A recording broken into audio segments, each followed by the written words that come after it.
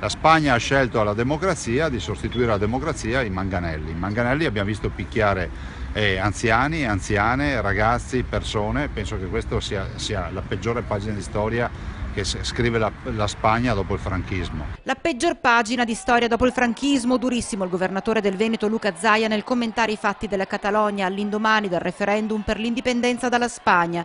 Una vicenda che in qualche maniera, seppur partendo da presupposti completamente diversi, riporta la mente al referendum per l'autonomia del Veneto del prossimo 22 ottobre, anche se ciò che è successo nella penisola iberica è l'imposizione con la violenza di quella che il premier spagnolo Mariano Rajoy chiama democrazia, episodi che lo stesso definisce sceneggiata, aggiungendo che il referendum semplicemente non c'è mai stato, come dire che non esistono le più di 2 milioni di persone, il 42% dei 5,3 milioni di catalani andati ai seggi, e che non esiste quel 90% dei consensi all'indipendenza con 2 milioni e 20 mila voti contro i 176 mila del no, il 7,8%, senza contare gli altri 770 mila fantasmi iscritti nei 400 seggi chiusi dalla polizia.